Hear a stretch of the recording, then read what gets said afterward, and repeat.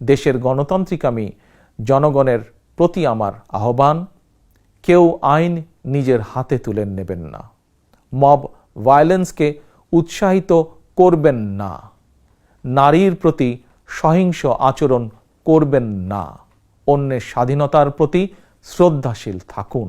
একজন মায়ের চোখে বাংলাদেশ যেমন, আমরা তেমন একটি বাংলাদেশ গড়তে চাই যেখানে দল, মত, ধর্ম, বর্ণ নির্বিশেষে বিশ্বাসী, অবিশ্বাসী, সংশয়বাদী প্রতিটি সন্তান, প্রতিটি মানুষ নিরাপদে থাকবে।